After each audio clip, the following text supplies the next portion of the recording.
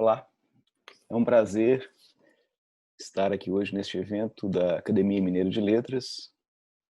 Eu agradeço muitíssimo ao convite feito a mim pelo presidente da academia, o professor Rogério Faria Tavares.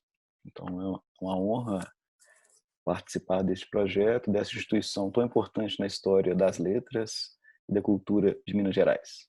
Hoje nós vamos falar de João Cabral de Melo Neto, um autor que está comemorando, né, nesse ano comemora-se 100 anos de nascimento de João Cabral, um dos maiores poetas do Brasil, da América Latina, os maiores poetas do mundo, principalmente se a gente pensa ali na segunda metade do século XX. João Cabral nasce em Recife, no dia 9 de janeiro de 1920. Ele vive uma boa parte da sua infância, né, até os 10 anos, por aí, em fazendas da família, em engenhos próximos a Recife. Ela, dessa vivência, tem uma memória que é muito forte, mas ao mesmo tempo que a gente vai ver aqui, ele vai tentar recalcar isso durante toda a sua produção, vamos pensar assim, né? Isso, na fase final de sua poética, vai aparecer essa memória infantil. Depois, por volta de 10 anos, ele retorna ao Recife com a família, vai estudar no Colégio Marista, tinha toda uma relação com futebol, foi jogador de futebol na juventude, né? Não gostava muito de diversas questões da escola, principalmente a questão da oralidade, dos discursos, dos sermões, essa questão da fala, né? de algumas músicas, inclusive, que ele não só tinha que ouvir, mas às vezes cantar, e dizia ele que era desafinado, mas era obrigado às vezes a participar do coral, às vezes o padre falava para ele ficar calado. E isso tem um certo bullying, né, vamos pensar assim, na época, que o incomodava. Então essa questão dessa fruição melódica que vem do discurso, que vem da literatura, né, é algo que o incomodava. Ele vai dizer várias vezes que não tinha ouvido musical, né? E o João Cabral, então ele estuda no Colégio Marista, já cometia, como se diz, os seus pequenos poemas, mas é algo que a família ainda não conhecia. Por volta de 18 anos, ele começa a conviver com alguns intelectuais, alguns artistas pernambucanos, alguns que até haviam morado na Europa, na França, e começam a retornar a Pernambuco, a Recife, principalmente depois da questão da guerra, né? Em 1940, João Cabral faz uma viagem importante ao Rio de Janeiro. Ali ele conhece Murilo Mendes, e Murilo Mendes vai apresentá-lo a Carlos Drummond de Andrade. Depois ele volta ao Recife. Em 42 ele publica seu primeiro livro, né, A Pedra do Sono, que é um livro que traz uma marca muito forte do surrealismo. É um livro que promete, né, vamos pensar assim, pela qualidade dos textos, para ser um livro inaugural de um jovem autor, né, de 22 anos. Em 42 mesmo, ele retorna ao Rio de Janeiro agora para morar, né, ele vai fazer um concurso no DASP, depois ele faz um concurso no Itamaraty, vai ser diplomata a vida inteira, vai morar por volta de 40 anos longe do Brasil, né, vai morar nos 12 países. Em 42, ele começa a se aproximar mais, então, ainda de diversos poetas, escritores, intelectuais do Rio de Janeiro, né? Em 43, o Antônio Cândido realiza uma crítica muito importante para a trajetória do jovem poeta, né? O Cândido escreve um texto intitulado Poesia ao Norte, e ali Cândido anuncia a chegada de um novo poeta. Quer dizer, o Cândido vê algo muito promissor no primeiro livro de um jovem autor, né? É bom lembrar que Neste mesmo ano, em 43, o Cândido faz uma importante crítica ao livro Perto do Coração Selvagem, também descobrindo a escritora Clarice Lispector, né? E Cândido, ele tem uma questão que é importante aí nesse trabalho do Cândido, nessa crítica, e é bom lembrar que o Cabral ele vem para a literatura muito assim no sentido de uma certa profissionalização, no sentido de se dedicar mais à arte. Inicialmente ele pensa em ser crítico literário, depois é que esse pensamento crítico ele acaba se dirigindo mais para a confecção poética mesmo, né? Mas o Cândido trata muito de uma questão que era o seguinte: aquilo que todo mundo via na Pedra do Sono como algo ligado ao surrealismo, né, aos devaneios, né, a questão onírica, dos sonhos, o Antônio Cândido vai perceber ali algo construtivista, algo ligado ao cubismo. Ele aponta elementos muito racionais, lógicos, na montagem do texto, né? Então, essa questão aí eu acho que é fundamental. E o Antônio Cândido vai dizer que a poesia do João Cabral, então ela mesclava, sim, esse aspecto surrealista, mas ali junto estava pulsando, estava presente, né, a questão da imagem, a questão plástica, a questão da montagem, né? É muito marcante esse texto e o Cabral vai ficar muito grato a esse trabalho do Cândido. O Cândido vai dizer, então, que é nessa mescla entre os aspectos surrealistas e aspectos concretistas que a poesia do poeta, do João Cabral, se faz. E ele vai dizer, dar um toque ainda assim, dizendo que era preciso ele sair um pouco de um certo hermetismo presente ali para poder comunicar mais. É assim que ele se faria poeta de fato, né? Então, esse texto é um texto base, inaugural na trajetória, uma avaliação muito coerente, arguta, feita pelo Antônio Cândido da obra do João Cabral, né? A poesia do João Cabral marca-se na literatura brasileira preponderantemente pela visualidade, pela plasticidade. Eu já disse algo aqui assim, né? João Cabral ele era avesso à ideia de um derramamento sentimental, de uma expressão lírica, principalmente essa ideia de uma construção no poema como expressão de um eu individual. Ele quer eliminar isso, ele acha que é preciso superar esta fase da literatura brasileira, né? Então é muito forte, né, a questão das artes plásticas e também da arquitetura na produção do João Cabral. É nesse sentido que ele vai dizer que o melhor livro que ele leu, que o ajudou a ser poeta, foi um livro de um arquiteto, que é o Le Corbusier, né? Então ele vai dizer que o Le Corbusier é aquele que vai abrir a percepção dele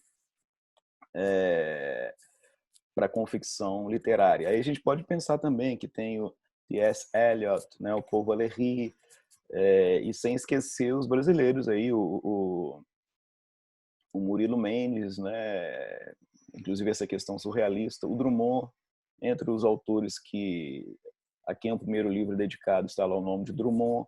Em 42, em 43, o João Cabral escreve Os Três Mal-Amados, que é um trabalho intertextual feito a partir de quadrilha, do poema do Drummond.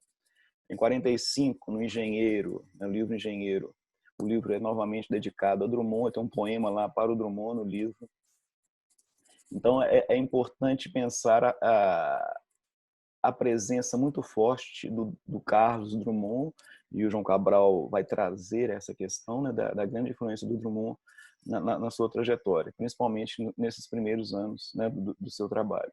Então, é bom marcar aí essa questão do João Cabral como um poeta que é muito avaliado pela crítica como alguém ligado à matemática, né, à engenharia, à arquitetura, ao pensamento lógico. É uma poesia que não é a poesia mais conhecida no Brasil, né? Agora é interessante talvez pensarmos um pouco além e vermos que esse aspecto da lógica, da matemática, da engenharia, né, esses aspectos da arquitetura, né, ele tem a ver, isso está presente, isso está muito forte na sua obra, né, mas isso aí tem a ver com a ideia que o João Cabral tem de poesia, que é o seguinte: a poesia não é algo que vai levar o sentimento de um poeta ao leitor por intermédio do objeto literário, daquela confecção poética, né? Para o João Cabral, assim como a arquitetura, né, a poesia é algo que é feita com cuidado, com racionalidade, né, com distanciamento lírico, e esse objeto, depois de feito, ele pode sim emocionar o leitor, assim como alguém que está passeando por Brasília, por exemplo, pode se emocionar com a obra, com um edifício, né, às vezes até monumental, do Niemeyer, por exemplo. Então, ao contrário de uma poesia muito pautada no Brasil, né, por esse aspecto muito de uma fala, às vezes até essa questão de uma poesia em voz alta, às vezes verborrágica, né, e um tom muito discursivo, né, muito auditivo, uma cultura muito mais da oralidade, né, que vai influenciar muito a escrita. O Antônio Cândido vai dizer isso, o Costa Lima também, a gente vai falar isso daqui a pouco, né? Mas tem uma questão aí, esse pensamento do João Cabral, que tem a ver com a questão mais formal, mais de uma elaboração lógica, muito contido, né? E essa coisa mesmo da síntese. Algumas pessoas que conviveram com Cabral, que o entrevistaram, né? A gente pode pensar no poeta Ferreira Goulart, na Marli de Oliveira, que foi uma poetisa, que foi sua segunda mulher, né? A gente pode pensar também no José Castelo, que foi o seu biógrafo. Essas pessoas que tiveram uma convivência mais próxima com o autor, entre outros, inclusive a partir de entrevistas do próprio autor, vão dizer que esse desejo, essa obsessão do João Cabral com algo mais contido, mais reservado, essa poesia mais fria, ao contrário de um traço da literatura brasileira, isso tinha a ver, pelo avesso, com uma necessidade que ele tinha de controlar o tumulto interior, né, uma certa desordem psíquica, né, além das dores de cabeça que o João Cabral passa a ter desde criança, né, e só já mais velho que vai ser eliminado, quer dizer, ele mais velho vai eliminar a dor de cabeça, mas acaba perdendo a visão, devagar ele vai ficando cego, e isso incomoda muito, né? Mas é interessante então esse lado racional, mais lúcido, né?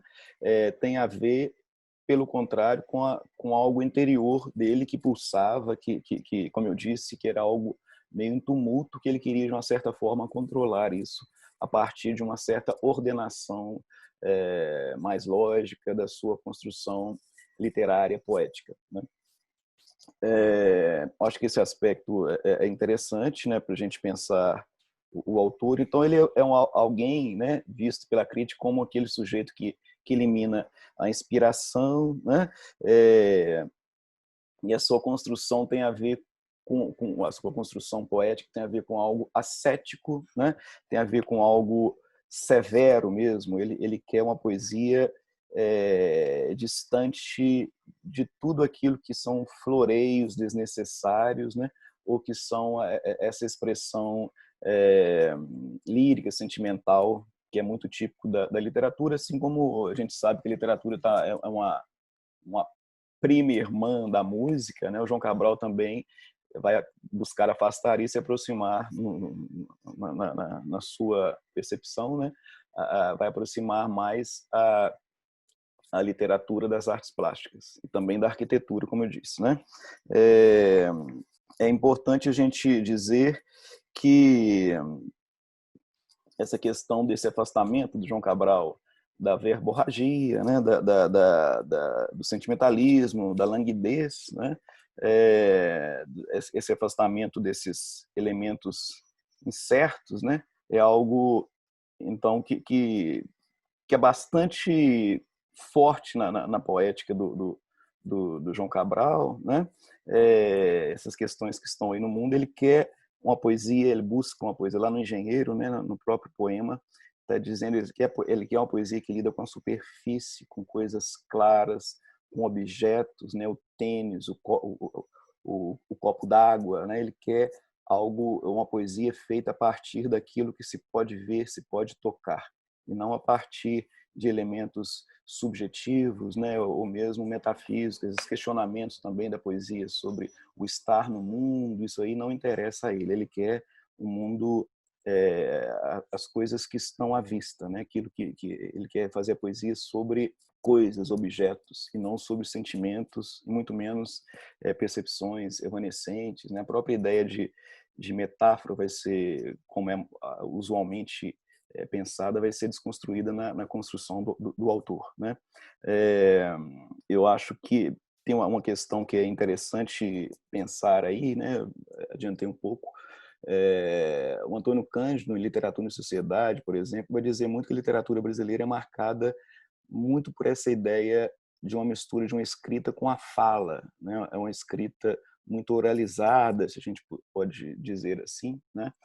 Muitos autores, para Antônio Cândido, escrevem como se estivessem fazendo um discurso. Tem uma questão muito de uma oratória, um dizer em voz alta, a partir da pena, a partir da escrita, né? O Costa Lima vai trabalhar muito com isso, vai retomar essa ideia de Antônio Cândido e vai levá-las adiante.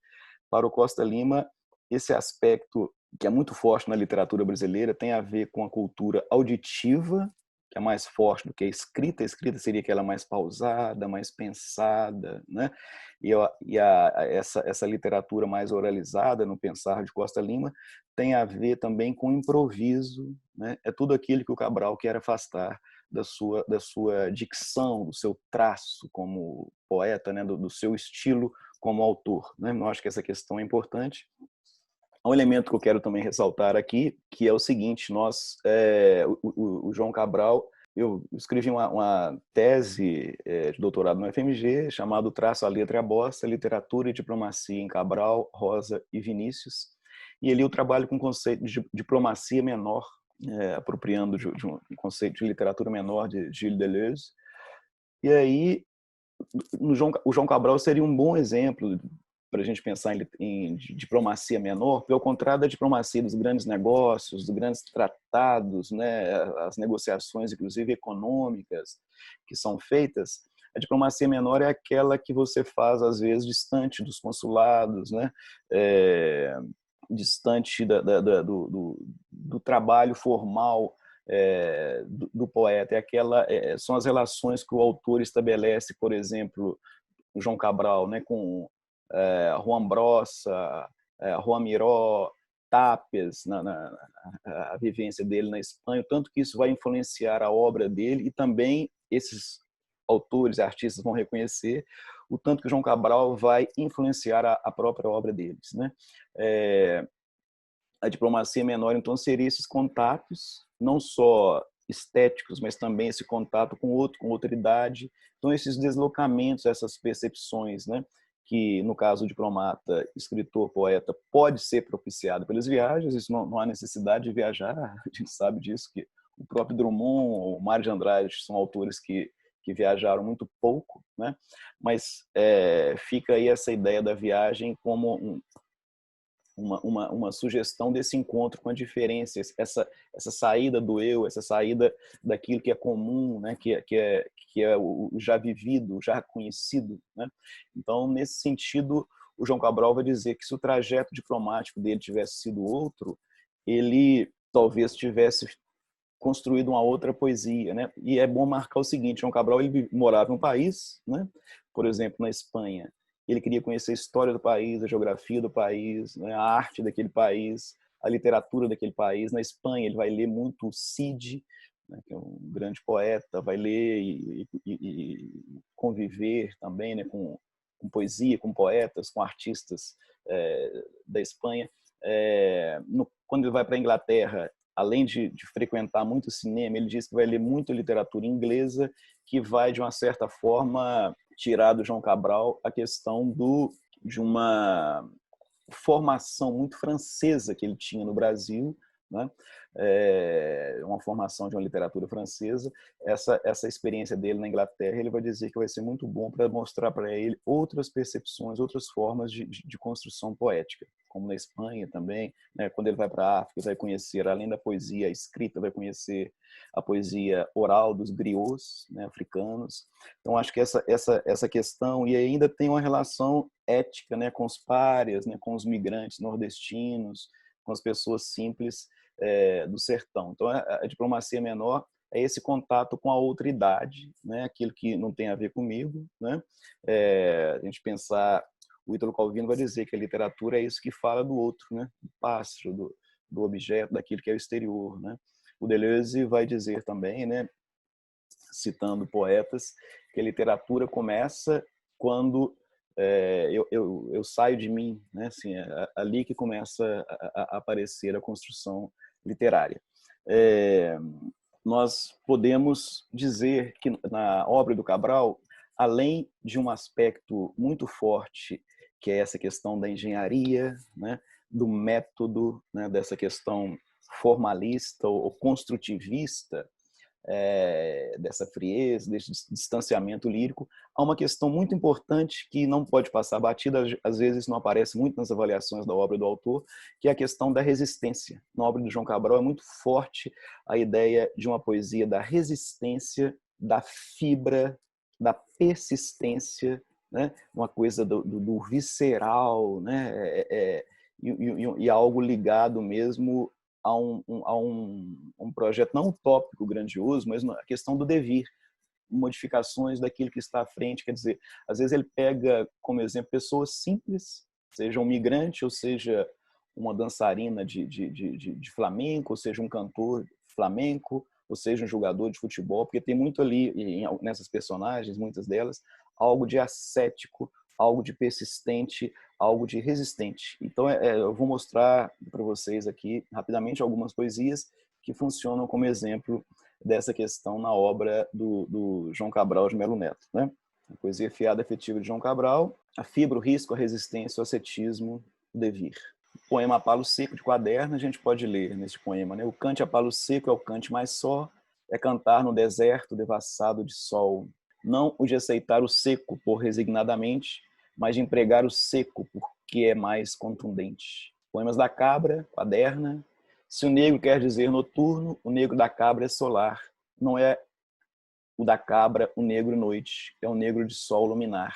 É mesmo o negro do carvão, o negro da ulha, do coque, negro que pode haver na pólvora, negro de vida, não de morte. A cabra deu ao nordestino esse esqueleto mais de dentro, o aço do osso que resiste quando o osso perde seu cimento. Então, nesses dois poemas aqui, a gente já percebe esse aspecto, né, da não resignação, da contundência, da secura, né? Quer dizer, é possível a gente construir uma poética cabralina a partir desse lugar, às vezes, até meio marginal, né? de algumas figuras mais ligadas à própria ideia do homem comum ou de um artista popular. A partir daí é possível a gente construir e pensar numa poética cabralina. Essa questão da resistência é algo bastante forte, né? Eu quero lembrar aqui o Drummond. O Cabral escreve uma carta ao Drummond em 1944, 26 de junho de 44, em que o Cabral diz: pensar a literatura como um veículo de alegria, de saúde, não de morbidez. O poeta pernambucano afirma acreditar que a função mais importante da literatura não é refletir a miséria que a gente está vendo, e sim dar coragem a esses que se está vendo na miséria. Então, é uma poesia positiva nesse sentido, né? E não para baixo, né? Algo confiante, né? Então, aqui a gente viu, né? Esse poema, não sei se a gente leu da primeira vez, aí a cabra deu ao nordestino esse esqueleto mais de dentro, o aço do osso que resiste quando o osso perde seu cimento. Também lá do Poemas da Cabra, né? Em Pregão Turístico do Recife a gente vê: e na imagem que se estagna nas mucosas desse rio, morrendo de apodrecer vidas inteiras a fio, podeis aprender que o homem é sempre a melhor medida, mas que a medida do homem não é a morte, mas a vida. Olha aí novamente essa questão da vida, né? Em alguns toureiros, um poema bastante conhecido do Cabral, né, que pode funcionar mesmo como uma questão metalinguística. Aliás, a metalinguagem é um dos aspectos mais importantes da poética de João Cabral, né?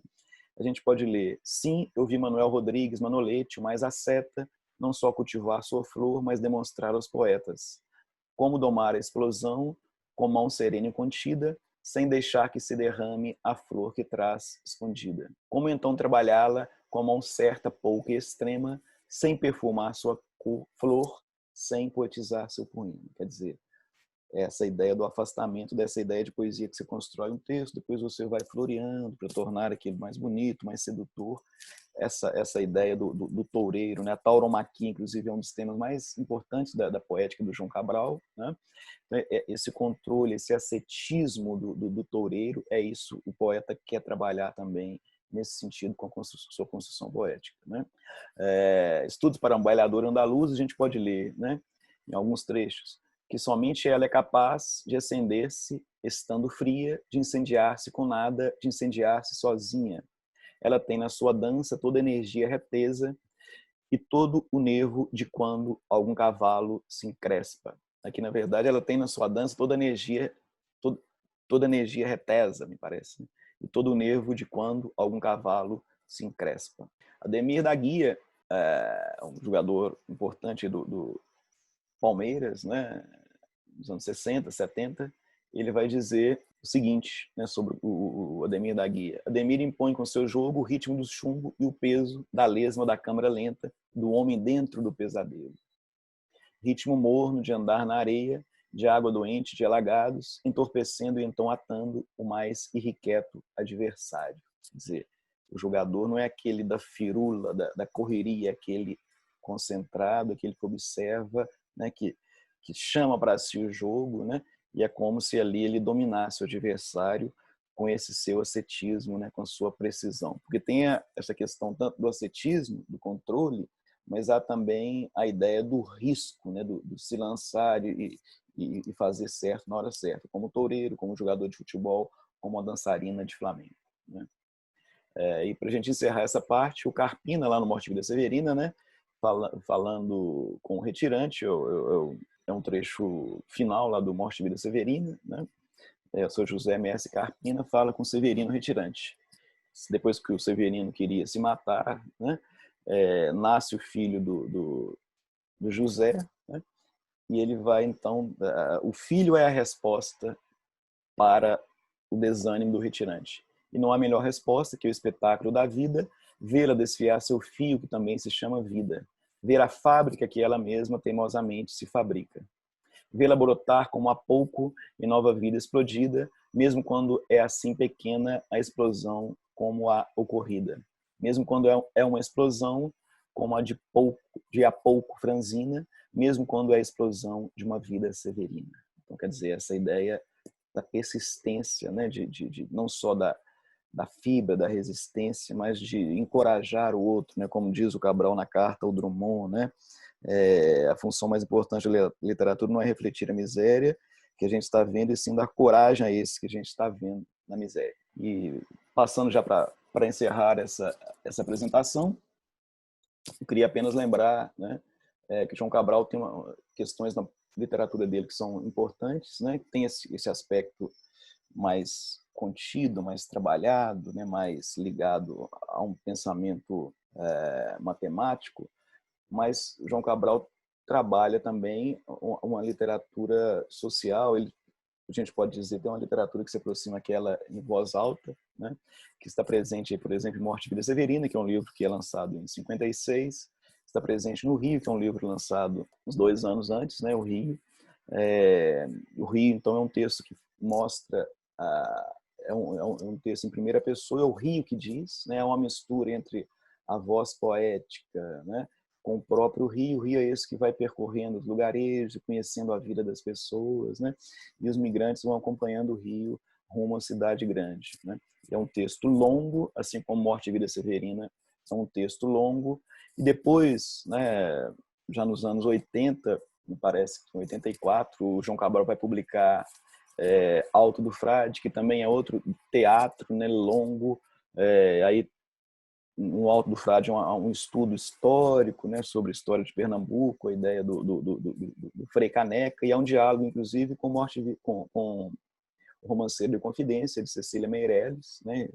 Então você tem Tiradentes, aquele que quis construir uma república no Brasil, o Brasil separando-se de Portugal. O Frei Caneca já tinha esse desejo republicano antes do Tiradentes, e o texto é muito bem feito, muito bem conduzido, né? Muito bem trabalhado, e é um teatro, mas vai contar essa história do Frei Caneca, né? Tem um livro do João Cabral também que tem a ver um pouco com essa questão das histórias, das narrativas, né?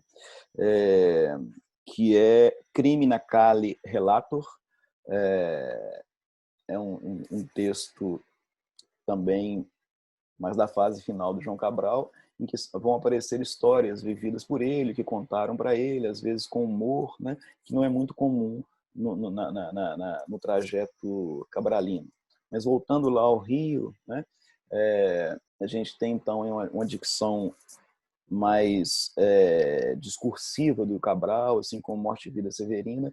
O Luiz Costa Lima vai dizer que se o João Cabral tem esse aspecto do engenheiro, né, e esse aspecto do Morte e Vida Severina, é um livro que o João Cabral dizia gostar menos, porque foi um livro mais comunicativo dele. O João Cabral tem essa persistência, o Silviano vai dizer que tem um certo dogmatismo, né? Então você tem esse lado mais da concisão, da precisão, e esse lado mais social, ou mais aberto à comunicação, ao discurso.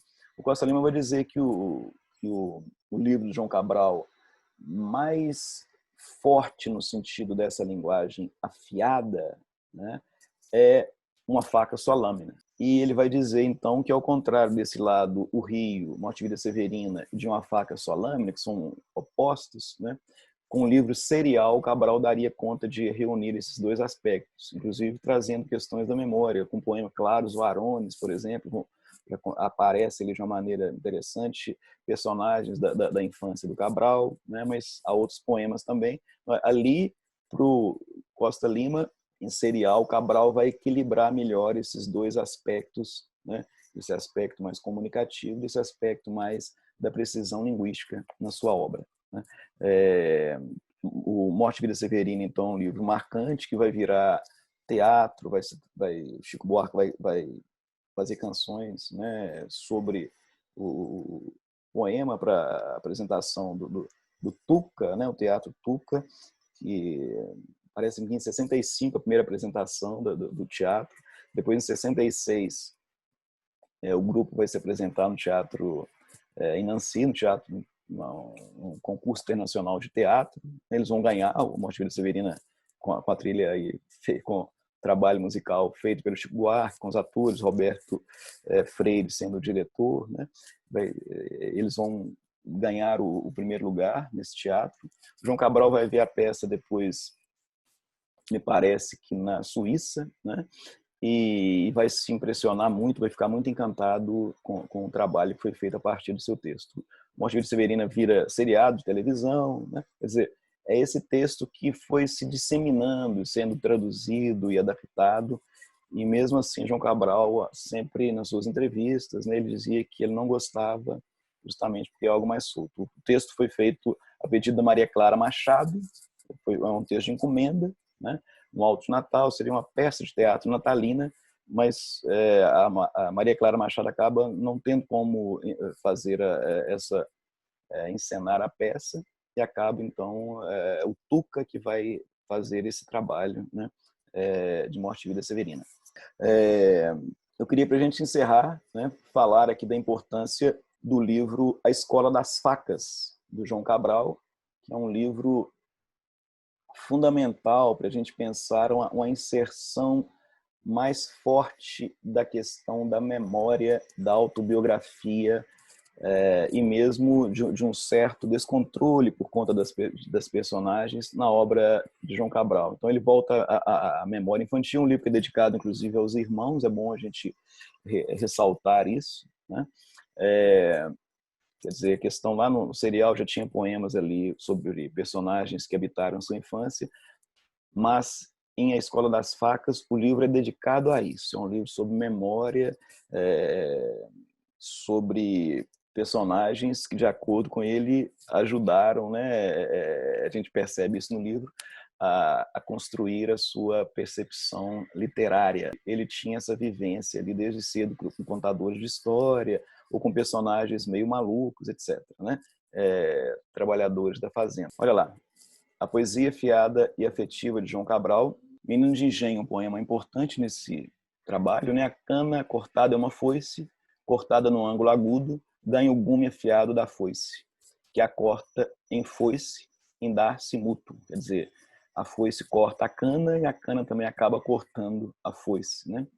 Menino, o gume de uma cana cortou-me quase de cegar-me, e uma cicatriz que não guardo, soube dentro de mim guardar-se. A cicatriz não tenho mais, o inoculado tenho ainda, nunca soube se o inoculado então é vírus ou vacina. Quer dizer, essa cana fere o menino, né? E ele aprende com essa cana a cortar, né? Aprende essa escola das facas, vamos pensar aí, né? A fazer essa poesia do corte, né? Da eliminação daquilo que ele julga desnecessário, né? E essa cicatriz que ele não tem mais, essa marca, né? No corpo, mas ficou algo nele, né? Ele tem esse inoculado ainda, ele não sabe se o inoculado é vírus ou vacina, quer dizer, ele acaba colocando, Silviano Santiago vai tratar disso, né? É o momento da dúvida, da hesitação na poesia do Cabral, sempre dogmático, sempre pro Costa Lima, pro Silviano, né? Sempre aquela poesia de certeza, né? Aqui o Silviano escreve um texto chamado As Incertezas do Sim, né?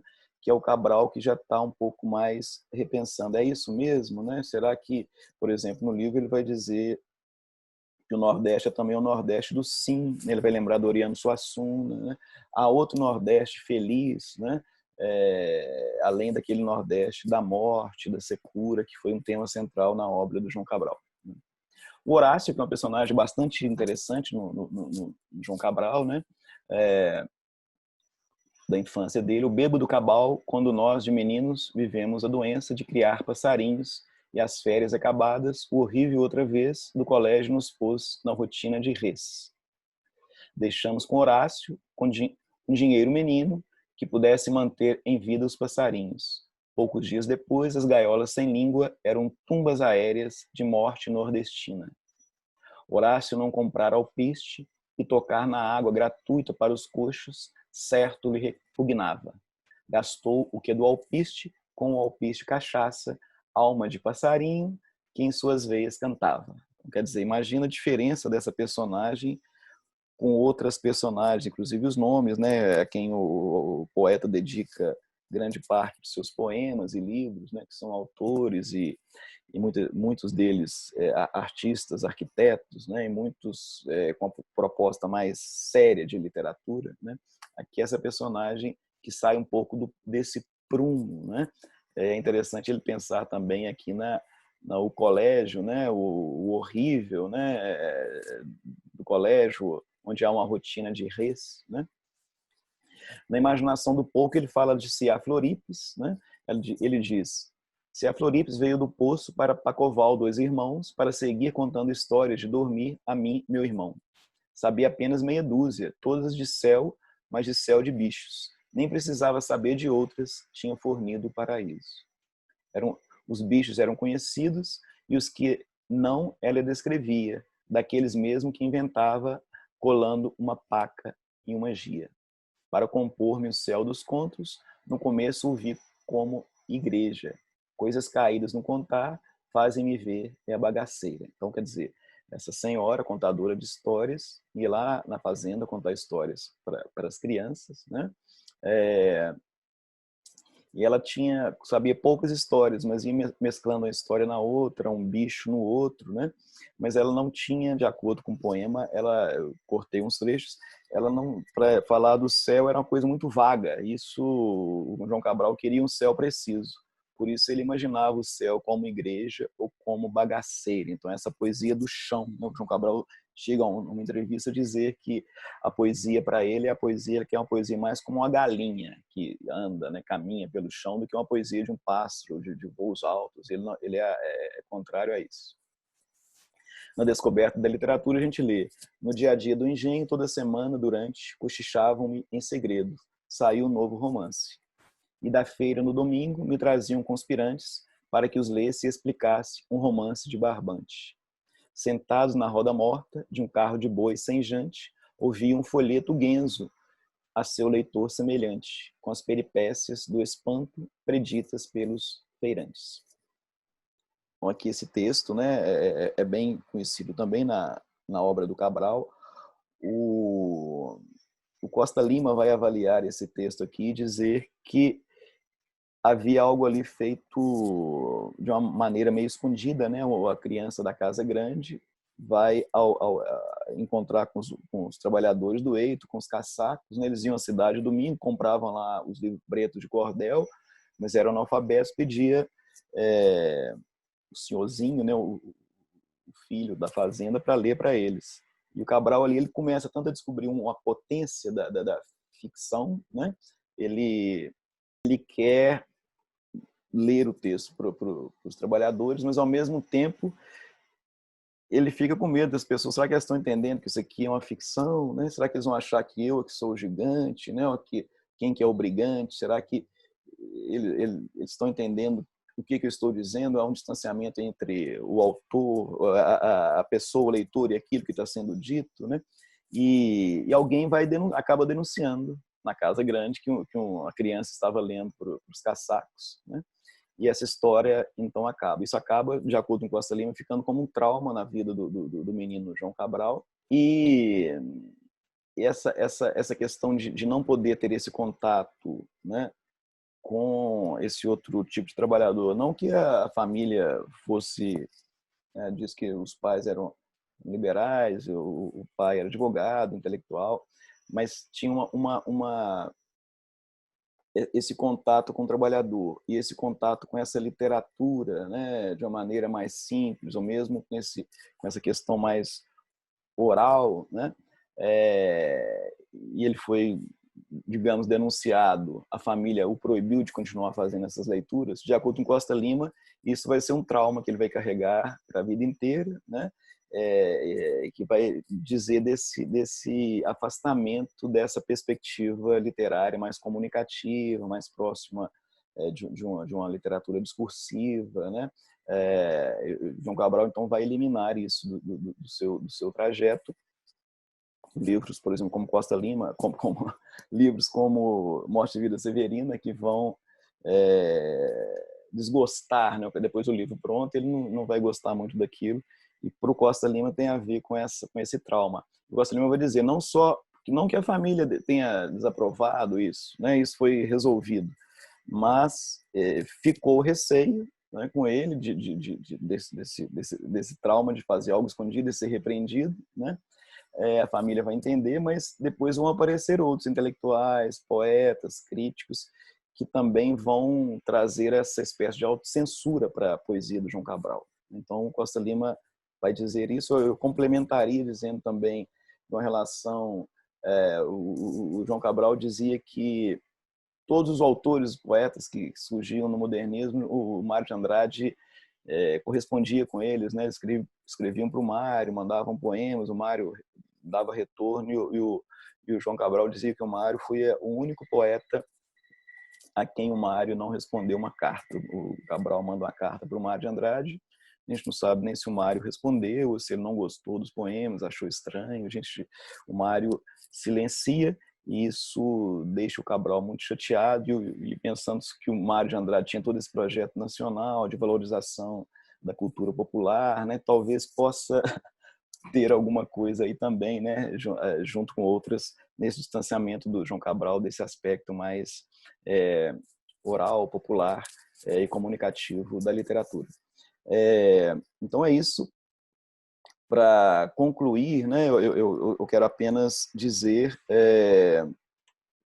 da importância, né, do João Cabral. Eu agradeço mais uma vez o convite feito a mim para estar aqui na academia, né, e pensar o seguinte: se na poesia do Cabral tem esse aspecto, né, milimetrado, pensado, né, Por outro lado, é importante a gente ver esse lado da resistência, da fibra, né? Se há uma crítica, né, dele, uma poesia crítica, metalinguística, né, muito voltada a um pensamento plástico, arquitetônico, pictural. Por outro lado, a música não está de todo ausente da obra do Cabral, né? O ritmo está ali em diversos poemas, né? Mesmo musicalidade em alguns deles. Esse aspecto da literatura menor, eu acho que é algo importante para pensar nessas essas negociações mais cotidianas, né? Ligadas à ética, à arte, né? E mesmo a um aprendizado com a diferença, né?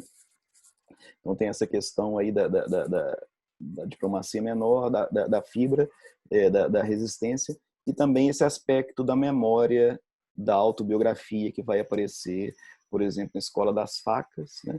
Esses aspectos me parece que não é que eles vão questionar essas leituras que colocam Cabral como esse autor mais um autor da poesia mais matemática, não é isso, mas apenas vai ampliar a percepção que a gente tem do trabalho rico do João Cabral. Essa Escola das Facas, a gente percebe que ele aprende a manejar, né, os seus instrumentos literários, não apenas com T.S. Eliot, com Paul Valéry ou com Le Corbusier, mas também com Ciar Floripes, né, com os personagens que habitaram a sua infância, com essa experiência ficcional infantil, né, com essa experiência, com esse contato com o trabalhador, com figuras que habitaram a sua infância. Então é isso, muito obrigado.